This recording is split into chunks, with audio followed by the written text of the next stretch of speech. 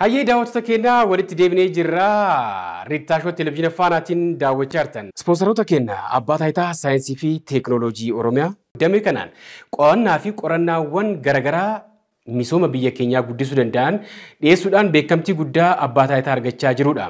Akkasumas dameelee isaa 400 ol ta'an teekinooloojii baankii addunyaan irra geesseen walitti dhiyee tajaajila baankii guutuu kan biyya keessaa fi idila addunyaa kennaa gaachana uummata keenyaa kan ta'e baankii siinqee guddaa galateeffannaani.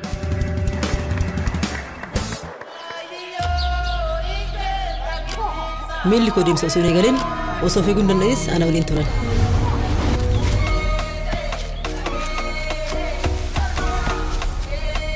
Daandiin harkaa bannaan kallattiin agarsiisanii jiru.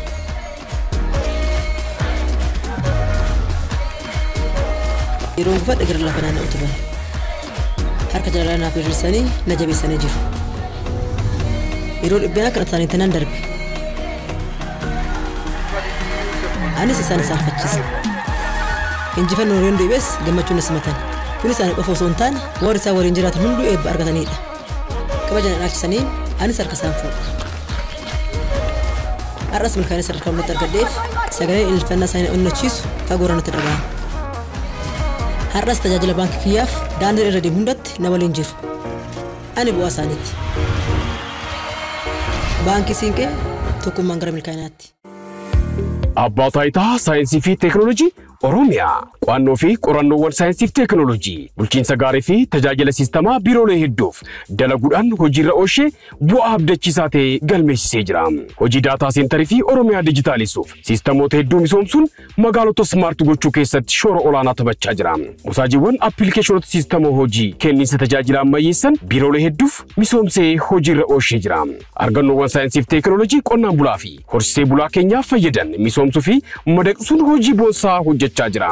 Kaaffee saayinsii magaalota hedduu keessatti ijaare wiirtuu kalaqaa ta'uun dargaggoota hedduu oomishaa jiru. Teekinooloojiiwwan damee dinagdee fi fayyaa darbees kanneen biroo deeggaran qorannoo fi qo'annoodhaan deeggaramee misoomsuun hojiirra oolchee bu'aa qabatamaa galmeessisaa jira. Ammas bu'aawwan saayinsii fi teekinooloojii hanga ammaatti argateen daran babal'isee hojiirra oolchuun biyya saayinsii fi teekinooloojiin keessatti dagaagee ijaaruuf kutannoodhaan hojjechaa jira. Abbaa taayitaa saayinsii fi teekinooloojii Oromiyaa. Gammee har'a kutaa lammaffaasaa keessatti kan nuti kaafnu kallattiiwwan akka biyyaatti taa'uu qaban dargaggoota keenyaaf illee keessumattuu galii fi baasiin keenya waan wal madaaluu hin dandeenyeef rakkoo maaliif jira kan jedhu kanaaf illee kallattii kan itti keenyu ta'a. Abbootii qabeenyaa jajjaboo jedhaman tokko ida'uu tokko adingimaashiidhaan kan hojjetan hin jiru. Dogoggora gurguddaa gaafa uumanii hin argita. Garuu dinagdeen isaan sochoosan akka biyyaatti beekamaadha. Abbootiin qabeenyaa baay'een isaanii hiizoo magganyatu jedhu gaafa dinagdee waa'ee dinagdee gaafa isaan gaafatu. Dinagdee keessatti gaheen barumsa qabu. Darbees abbaan qabeenyaa dinagdee guddaa qabu kan baratee fi kan hin baranne gidduu garaagarummaan jiru maali? Baay'ee gaariidha. Dinagdeedhaa fi barnoota dinagdee nama biizinasii hojjetuu fi nama dinagdee baratee walirra adda baasuu hin dandeessu. Wal malee hin deemu. Saayinsii fi siinqee tokko isaan wal keessa jira. Inni qarshii qabu olaantummaadhaan haa ta'u malee eenyutu industirii abbootii qabeenyaa sana keessa jira. Isaan haa barachuu baatan malee duubana. Eenyutu hojjetaa jira? Eenyutu sochoosaa jira? Maaliif seeti? Maaliif si kaasee fakkaata? Atamma kaastetta. Inni guddaan qarshii qabaadhu malee barumsi hin barbaachisu kan jedhetti amanuu jiru. Kun yaada boodatti yaada boodatti addunyaan ammayyooftuu ammatti. Akkas wanta akkas jedhamu kuni kufaatiin taane dhufa namni akkas. Yeroo isaan itti qofan sardineeru. Namni ati bileenera ta'a jettee yaaddu yeroo inni kufaatiin taane kufee badee jirtu jedhatu. Namoonni immoo akka qabeenya akkuma hin taanetti deemaniituma akkuma aadaa isaaniitti qusannoo qusataniituma qabatanii dinagdee babal'aa warshaalee gurguddaa industirii gurguddaa sochoosan kun dudduuba isaanii nama baratee jiru. Ka gorsus, ka hojjetus, ka geggeessus waamamaatu isa malee. Waamamaatu isa malee. Inni illee amma gorsaa baay'ee qabanne. Afaanumaan ishee wadaare. Afaanumaan. Barnoota dinagdee yoo baratte tokko waan hojjettu keessatti konfiidensii qabda. Full confidence. Siinqee adda jechuudha. Yoo riskiin sitti dhufan illee sodaattu. beektee galta waan ta'eef. Lammaffaa piroodaaktii biraa hojjettuutu piroodaaktii biraa dabaluuf qorannoo gaggeessita. Nama barate nama beeku waan taate waan biraa maaf hin dabaluu. Galatamma sa'a lama wantoota irratti qilleensa irra oolta taanaan waan biraa qophii biraa tokko bareedaa barbaadda. Ogummaa keetti maafan qophii akkasitti hin dabaluu hanqeetti jechuudha. Inni diinagdee hojjetu sunis nama barate yoo ta'e fakkeenyaaf amma warshaa makaroonii industirii makaroonii qofa oomishee baase yoo ta'e nama barate yoo ta'e kan irratti yoo milkaa maafan paastaa isin hin dabaluu. Maafuu waan biraa addaatti hin fiduu jedha. Kana jijjiirachuu tokkoffaa ofitti amanummaa argata. Ofitti amanummaa jabaa qaba. Diinagdee barattee qabeenya lafa. Lammataa immoo piroodaaktii keessatti waan aaduu gootu qabda. Baay'ee aaditti goote maallaqa itti dabaltee gurgurta. Konfiidensii itti qabda waan ta'eef. Kanaaf sadaffaa yeroo hundumaallee gorsaa hin barbaaddooti nama barate yoo ta'an. Gorsaas hin barbaachisu jechuudha. Sadaffaa adumtillee keessa operational manager irratti warroota hojjetan nama akka kee nama barate nama jaba dudduuba kee gootaa jechuudha. Kanaaf haala kana kanaani waannaan izoo marganyati kan jette suni jecham. Gamme gufuuwwan diinagdee ja'aman isaan gurguddoo naa kaasuu dandeessaa? Gaariidha. Tokko ilaalcha. Lammataa hojii tuffachuu. Dhiyeessiin illee jiru yoo ta'e gufuu diinagdee. Sadaffaa irratti amma dhukkubaawwan gurguddoo illee gufuu diinagdee ta'a. Akka walitti namni walitti dhufne kan hin mul'atu. Rakkoon sharafa biyya alaa jira. Wanta amma biyya alaatiif iddoo hojjechuudhaaf yaaddu kana rakkoon sharafa biyyatti yoo quunnama ta'e hin mul'atu diinagdee irratti gufuu ta'a jechuudha. Kanaaf wantoota siyaasa wal makiinsa siyaasaa diinagdee irratti rakkoo ta'a jechuudha. Konfliktiin siyaasaa biyyaa biyyatti iddootti sochootee hojjettu ta'e sakallaa diinagdeetti jennee fudhachuu dandeenya jechuudha. Tiraanspoorteeshinii yoo fudhatu. Asuma siyaasa tiraanspoorteeshinii infiraastructurii murtaawaan hin jiru taanaan gufuu diinagdee. Kanaafuu waan ibsaan hojjettu tokko asitti ibsaadhaan waan tokko hojjetate ibsaan jiru taanaan gufuu diinagdee keessatti gufuudha. Diinagdee hojjechuufis inni hojii keessa jiru dhaabata inni seenuu jiru abdii kutata. Rakkoon siyaasa wal makaan yoo jiraatellee diinagdee keenyaaf gufuu. Ilaalcha fudhaa dabalatee kun kana salphaa kana fudhanne diinagdeetti wantoonni gufuu ta'an hin jiraatan. Rakkoon adda addaa amma tarreessine kana akka isaan bilitti fudhannaa jechuudha. Yoo gartee ija tarreessine garuu aanamummaa shan jaasii tarreessine amma 20 tarreessine. Silaas rakkoo tarreessuun ulfaatu. Kan biraa gorsaan diinagdee biyya keenya keessatti dhuunfaattis ta'e akka mootummaatti gaheen isaa shoorri inni bahu badaa gaafa faarfamus ta'e ifatti mul'atu. Fakkeenyaaf dhuunfaatti ilaalte dargaggoonni akka keetii kan herreega kanarratti waajjira gurguddaa qabananii gorsa kennanii jiru. Ooditii kanarratti illee dargaggoonni hedduu beekamtii kan qaban illee jiru. Gorsaan diinagdee kun garuu akka biyyaatittis ta'e dhuunfaatti keessumattuu abbootii qabeenyaa biyya keenyaa rakkoo akkasii kana nan arga isaan irratti. Dhuunfaattis immoo dargaggoota keenya hedduun isaanii maallaqa tasa argatanii sababii garaagaraatiin tasa maallaqni hin dhufa isa kaasuun barbaachisu. Deebisanii haalli isaan battalumatti itti balleessanii jira. Gosa hojii sirrii ta'e illee osoo ittiin bobba'in kisaaraadhaaf haala isaan saaxilamanii jira. Kun gorsaa diinagdee dhabuu isaan irraa akka ga'e waan ta'eef gama keetiin akka dargaggootitti gama kana maaliif waa hin yaalle? Dameen kunuu maaliif sirriitti hin babal'anne? Moo ammatu hubannoo sirrii hin qabne? Gaafuma sirriidha. Maaliif konsulteeshinii dhaabbata guddaa maaf hin hundoofne? Ogeessonni nuti diinagdee kuni akka gorsan kana maaliif mul'atanii hin baane? Maaliif hin beekamne? Maaliif dhaabbata guddaa gorsa diinagdee jedhu maaf hin hundoofne biyya kana keessatti kan jettu Hari mul'ata keenya fuula duraa sa'aa jirtanatti fakkaata. Mul'anni keenya fuula duraa yoo rabbi nu gargaare waan gaariidha. Garuu ammatti maaf qabame gaaffiin jettu gaaffii ijoodha jechuudha. Fuula duratti mul'ata keenya tarii akkamitti argite wanti jedhullee booda wal gaafanna. Kanaaf maal haa goonu rakkoo jira jechuudha. Maaltu rakkoo maaltu jira hin baratan. Hin baratan. Aadaadhuma hojii keenya illee jijjiiruu dandeenya. Waa'een gorsa fudhachuu dhiisii aadaa hojii keenya jijjiirra. Akka biyya kana yoo fudhatte sa'a 24 karatu jira. Sa'a 24 sa'a 3 hojjete sa'a 24 immoo karatu jira. aadaa hojii keenya jijjiiruu hin dandeenye. Rakkoo waan gorsa fudhachuu dhiise. Aadaa hojii keenya. Fakkeenyaaf biyyoota Awurooppaa adda addaa kana keessatti sa'a 24 keessaa sa'a 16 hojiitti dabarsa. 75% hojiidhaan 8% yeroo boqonnaa. Sa'a 8. Shiiftii 3 kan hojjetuuf jira. Dinagdee kan jijjiiruuf. Kun maal? Biyyoota guddatan kana keessa maaltu jira? Hayyoota dinagdee gorsan dhimma dinagdeetu waan qaala'insa jireenyaa waan caagodhe amma cilaanqilleen tokko tokko biyya keenya keessatti argama. Eega qaala'insa jireenyaa bal'ate namni hojii tuffachuu dhiisaa jira. Namni hojii tuffatu. Namni hojiillee waan galii isaa fooyyessu barbaaduu jalqabee jira. Malee gosa hojichaa dhimma hin qabu. Gosa dhiisaa aramu maaltu itti dhufu? Giddiitti dhufu. Humnaan itti dhufu. Jiraachuu barbaada waan ta'eef. Kanaaf aadaa hojii keenya sun jijjiirame. Utuu aadaan hojii keenya jijjiirame atamma ganama sa'a tokko aga sa'a 9 hojii tokko hojjettu. Sa'a 9 aga halkan keessa sa'a 5 tokko hojjettu. Sa'a 5 aga ganama bareetu tokko hojjettu. Meeqa hojjettu? Waan ajaa'ibaati. Akka saagoon reegamne. Warra akkasitti hojjetu kun warra dhimma dinagdee gorsa dinagdee argatanidha. Biyya keenya keessatti amma kan ta'u maaltu jira? Aadaan hojii keenya jijjiiramudha. Hojichi garuu hin jiran an jechaa jirta. Hin jira guuta. Hojii hin jira. Osoo hin tuffatiin hojjetan. Intarnaashinaaliin dhaabbileen Finfinnee keessa jiran kan akka eerpoortii fudhatte. Sa'a 24 banaadha. Yookaan argite biyyi keenya sadarkaa sanarra hin geenye.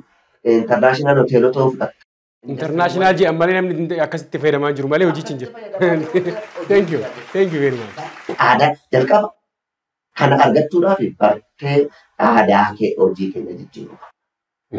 Aadaa hojii keenya jijjiiruu qabnaa Finfinnee kana keessa daamaa kana keessa halkan deemtee beektaa sa'a 8 tasa galfa. Ibsaan lafatti boba'an. Namni waan lafa kanarraa dhufe fakkaata. Yeroo lafa qaba. Aadaa hojiiti. Aadaan hojiinsaa bakka sa'a 12 waan yakka hojjetu itti fakkaata. Sa'a walitti hojjetu. Amma sa'a 8 hojii kee galtee sa'a 8 amma sa'a 8 amma sa'a 11 hojjettaa bakka hin galtaa waan gootu gootee raftaatti. Bartee aadaa hojii keenya jijjiiramuu danda'u qaba. Keessumattuu haati manaa qabnu baay'ifatti gorsaa dinagdee natti fakkaatan. Namni jaartii qabu hunduu gorsaa dinagdee akka qabu amanaani. Akkaataa kanaan dargaggoota keenyaaf illee ammatti yaada kana bisheessaatii even onlaayinis ta'uu danda'a waan akkasii akkaataa nama maallaqa tasaa argate kana gosa hojii akkamii akka hojjechuu danda'u akkaataatti gorsitan sooshaal miidiyaan kee baay'ee riichii waan ta'eef sooshaal miidiyaa keetiin waa tokko hiriyoota kee waliin uumtee akkas deebitu abdii guddaan qaba. Gamme guddina biyyaa akkamitti safaruu dandeenya? Fakkeenyaaf PCI, GNP, GDP jettanii waan isin lafa keessa hin jira. Darbees duraan resource plus labor ture amma immoo resource plus labor plus technology ta'ee jira. Gama kanaan haala jiru mee akkamitti naa ibsuu dandeessa? Biyyi tokko dinagdeedhaan guddatte kan jettu jireenyi namoota hojii jijjiiramedha. Namni akkamitti jiraata? Maal nyaata? Maal keessa jiraata? Maal namni barate meeqatu jiraata? Waan jettu kana kwaalitiin jireenya nama tokko tokkoon ilaalama. Akka saansitti qabeenya namni sun qabu, namni hundumtuu qabutu kan sooressotas kan namoota dureeyyiis walitti dhufe hiramee population baay'ina biyyattii keessa nama miliyoona 110 jedhu yoo ta'e kaapitaalli yookiis kaapitaalli biyyi kun qabdu uummata kanaaf hirameetu GDP'n ka'a jechuudha. Kan biraa biyyoota Afrikaa reefu guddachaa jiran keessatti dhiibbaa siyaas dinagdee akka biyyooti alaa kanarraa bilisa ta'anii of danda'anii haalli itti deemuu danda'an hin jira. Maaliif al tokko dinagdee kan hojii wal qabsiisanii jarri harka isaanii irratti buusuudhaaf yookaan siquntuutuudhaaf haalli itti deemamu hin jira. Akka biyya keenyaa kana biyyoonni Afrikaa hedduun isaanii mo'atanii haalli isaan ittiin baan hin jira. Yeroo baay'ee biyyoota xixiqqoo irratti biyyoonni gurguddoon qabeenyaan siyaasaan olaantummaa isaanii yeroo isaanitti agarsiisuudhaaf hin baay'ee. Biyyuma keenya yeroo fudhatte biyyoolleen Awurooppaa dinagdeedhaan harka kennachiisee godhingoota wanti jedhamuuf yaalamu tokko tokkoon jira jechuudha. Waa siyaasaa fi dinagdee kanarratti yoo ilaalle garuu biyyi tokko of dandeessee jiraachuudhaaf oomishtummaa biyya keessatti hojjetan. Thank you. Oomishtummaa ishee akka amma biyyi keenya kun qabattee jirtu kan utuma mormiin alaaf keessaan itti ta'u oomishtummaan dabalee jira. Rakkoon nageenyaa jiraatu rakkoon beelaa iddoo iddootti amma wantoota hojjetaman baay'een isaa ammaan mul'atan. Hiyyatu mul'ata sooshaal miidiyaa kana wanti hojjetamu dhokate hiyyatu sooshaal miidiyaa kana garuu immoo hojiin baay'een isaa hojjetamaa jira jechuudha. Kan uummata kana bor baraaru kan uummata kana bor wabii dhaabbatu wantoota baay'een hojjetamaa jira jechuudha. Kanaaf oomishtummaa dabalaa deemu. Oomishtummaa ammayyeessitee keessatti wanta alaa galchitu keessatti oomishte industirii keetiif laattee achumatti oomishte sharafaa waan biyya alaarraa galu hunda muruun hin danda'amu. Kana jechuun dhiibbaa siyaasas ofirraa kaasa. Dinagdeen of dandeessu jechuun dhiibbaa biyyi tokko biyya keessatti dhufuuf dinagdeen murteessadha. Dinagdeen hin jiru taanaan inni waraanus inni balaleessisus dinagdeen waan nyaatee bulu hin qabu taanaan maaliin eenyuun waraana? Maaliin waraana? Har'a rasaasa tokko meeqaan bitee mootummaatti kennaa jiru. Dinagdeedhaan dinagdee achitti ba'aa jiru. Kanaaf akkuma rasaasa biyya keessatti oomishu akkuma qamadii oomishu boris waan biraa oomishu. Wiskii biyya alaati irraa fiddee amma dhugdu dhuguun dirqamoo ta'e araqeedhuma biyya keessaa dhugee. Biyya keetii jabeessuun hin danda'ama jiru. Kana gaafa dinagdeedhaan jabaattu immoo poolitiksiin hiika guddaa qaba jechuudha. Hiika guddaa qaba jechuudha. Ati illee irra dabarteetu ekspoortii gochuu jalqabda jechuudha. Biyya kana keessa wanti ekspoortii baay'eetu jira. Kanaan dura gogaaf kallee fi maal isheen buna. Kana qofa beekti biyyi kun natti fakkaata. Amma garuu waa baay'ee paappayyaan, abukaadoon, qamadii jalqabaa jira jechuudha. Ibsaa humna elektiriikii lama kennuu jalqaban miti gara Keeniyaa kanatti Jibuutii kana. Kanaafuu dhiibbaa siyaasa dinagdee warra alaati irraa bahuun kan danda'amu wantoota carraawwan biyya keessatti qabnu hunda haga dhumaatti ilaalanii fayyadamu. Albuudarlee haga dakaata gadi seenanii qotuudha.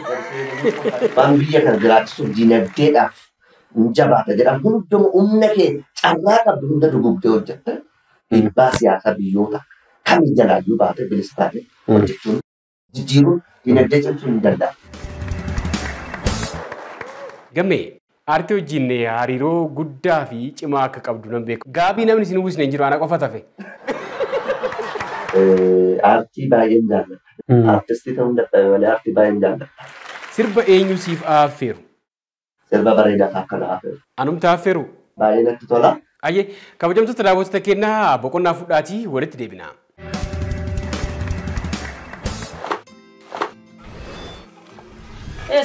Sirba dhaquuf dhaqni hadha waan hojjettaan godaa qoraafataa jira. Daa'immanii waan godhi qoraabisilee sinaa ta'e hin deemtu.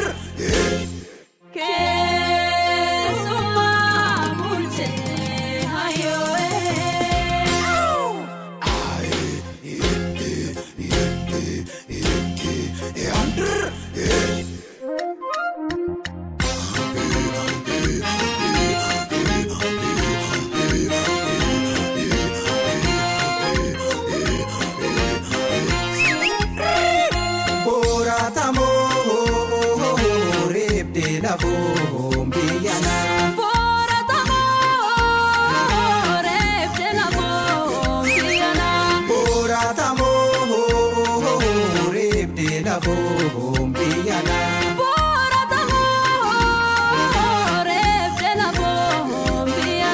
Leenca duchiiftee dhattee reebdee lafoon biyyana.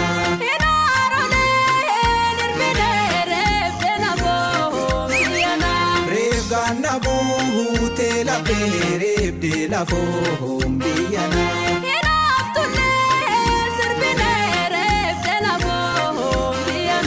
Ana sirbiin kadhaa reebdee lafoon biyyana.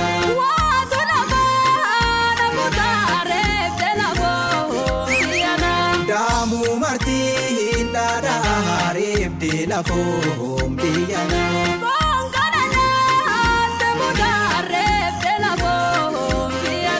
Boratamoo reebdee lafoon biyyana.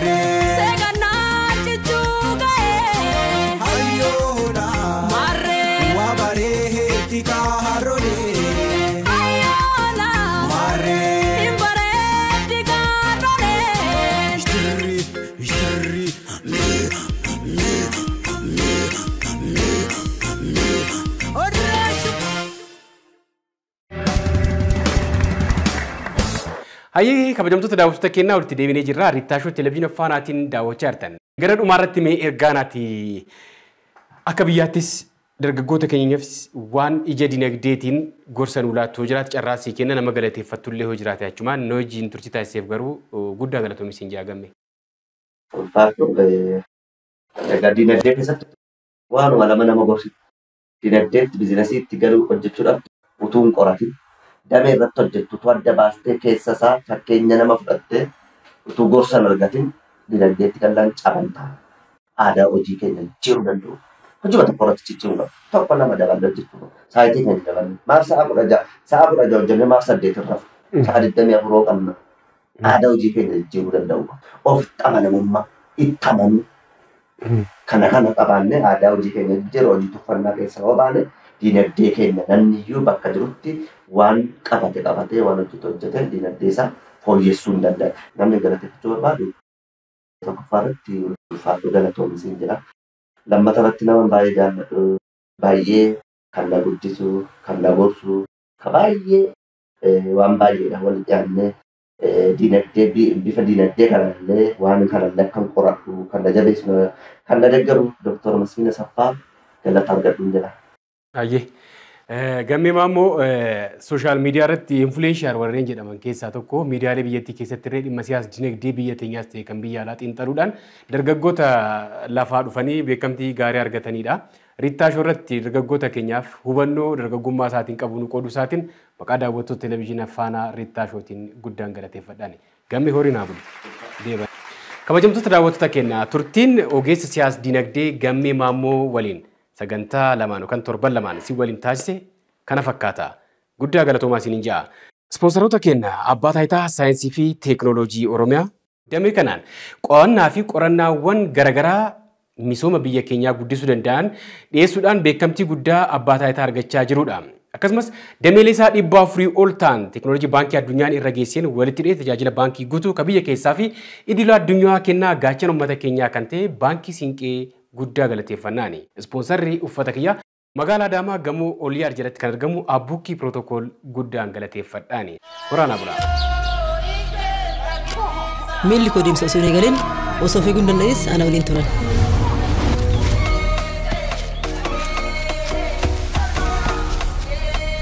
Daandiin harkaa bannaan kallattiin agarsiisanii jiru.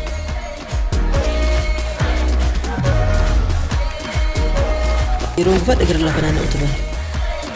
Harka jala naaf hir'isanii na jabeessanii jiru.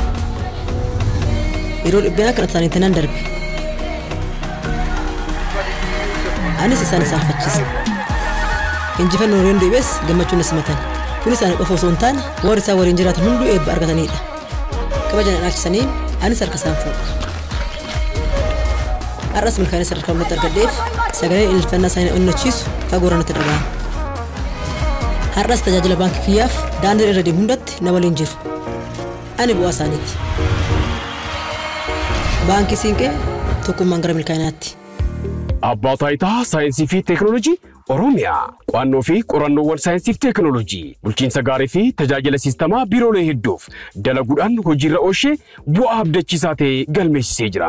Hojii daataa seentarii fi Oromiyaa dijitaalisuuf siistamoota hedduu misoomsuun magaalota smaart gochuu keessatti shoora olaanaa taphachaa jira. Musaajiiwwan appilikeeshinoota siistamoo hojii kenniinsa tajaajila ammayyeessan biiroolee hedduuf misoomsee hojiirra oolchee jira.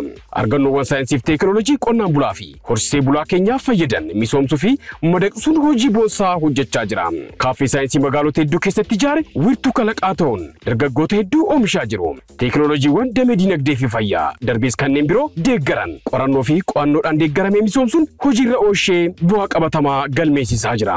Ammas bu'aawwan saayinsii fi teekinooloojii hanga ammaatti argateen daran babal'isee hojiirra oolchuun biyya saayinsii fi teekinooloojiin keessatti dagaagee ijaaruuf kutannoodhaan hojjechaa jira. Abbaa taayitaa saayinsii fi teekinooloojii Oromiyaa.